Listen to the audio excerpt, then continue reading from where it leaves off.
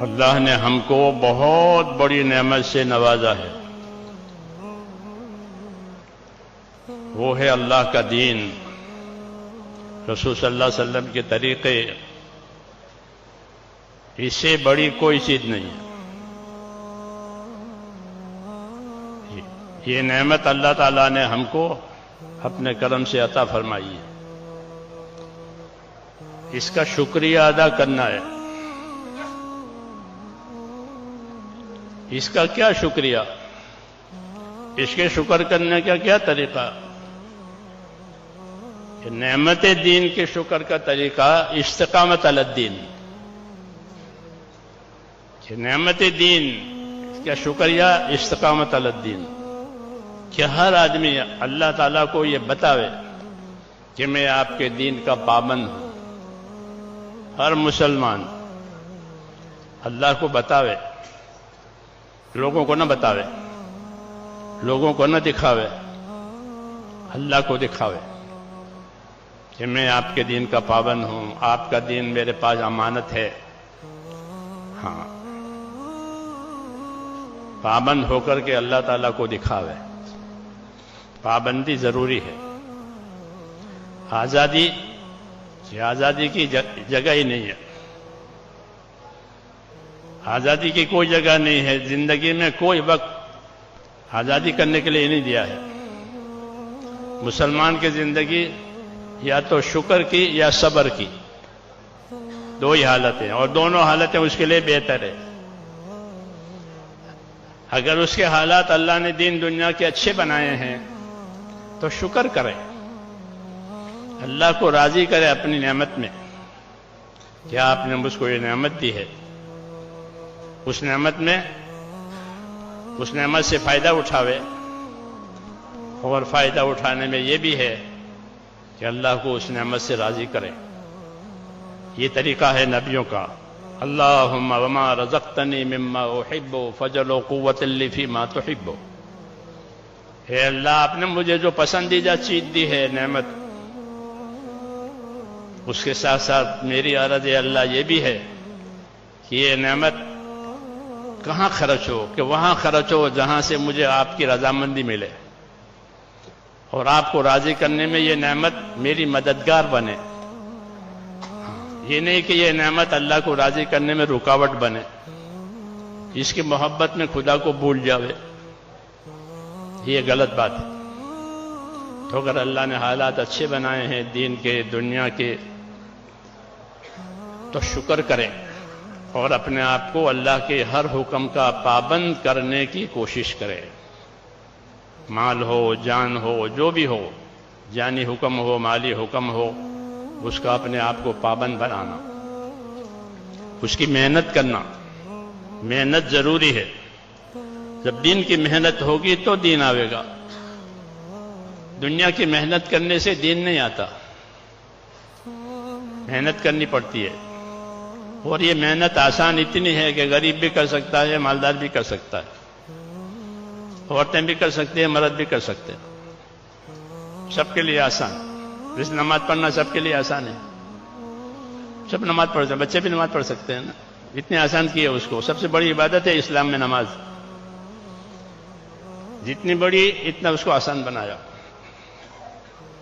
ایسے دین کی محنت، کہ دین کی محنت کو اللہ نے آسان بنایا، یہ ہر کوئی کر سکتا ہے، غریب سے غریب آدمی بھی کر سکتا ہے، مالدار سے مالدار آدمی بھی کر سکتا ہے، کیونکہ سب کو دیندار بننے کی ضرورت ہے۔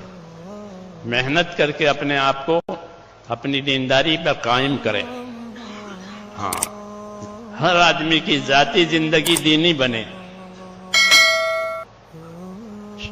24 گھنٹے کی زندگی اس کی دینی بنے۔ یہ پہلی ذمہ داری ہے، پہلی ذمہ داری ہے کہ ہر آدمی اپنی 24 گھنٹے کی زندگی میں اپنے آپ کو دیندار بنائے رکھے۔ یہ پہلا حکم ہے، یا ایھا الذین آمنوا قوا انفسکم، یہ پہلا حکم، یا ایھا الذین آمنوا قوا انفسکم واہلیکم نارا۔ اے ایمان والو، بچاؤ اپنے آپ کو، پہلے اپنے آپ کو بچانا، اپنے آپ کو دیندار بنانا، اپنے آپ سے بچانا۔ ہر وہ چیز جو اللہ کو ناراض کرے اس سے اپنے آپ کو بچانا. وَيُحَذِّرُكُمُ اللَّهُ نَفْسَهُ. اللہ تمہیں اپنی ذات سے ڈراتا ہے، اللہ تمہیں اپنی ذات سے چوکنا کرتا ہے. خبردار کوئی حرکت ایسی نہ ہو جاوے کہ اللہ ناراض ہو جائے. کہ اللہ کا ناراض ہونا، اللہ کا غضبناک ہونا، یہ بہت سخت چیز ہے. عیسیٰ علیہ السلام سے کسی نے پوچھا کہ سب سے زیادہ خطرناک چیز اور ڈرنے کی چیز کیا؟ کہ اللہ کا غضب. ہاں، نافرمانیوں سے اللہ کا غضب اترتا ہے. ہاں، عذاب کے کوڑے برسائے جاتے ہیں. اس لیے یہ پہلا کہ اپنے آپ کو بچاوے، یہ حکم ہے کہ اپنے آپ کو دوزخ سے بچاؤ. پہلی ذمہ داری کہ اپنے آپ کو سر سے لے کر کے پاؤں تک 24 گھنٹے کی زندگی میں، کھانے میں، کمانے میں، پہننے میں، اوڑھنے میں، سب باتوں میں اپنے آپ کو دیندار بناوے. کیوں کہ ہر آدمی کو اس کی قبر میں اس کا ذاتی دین پوچھیں گے.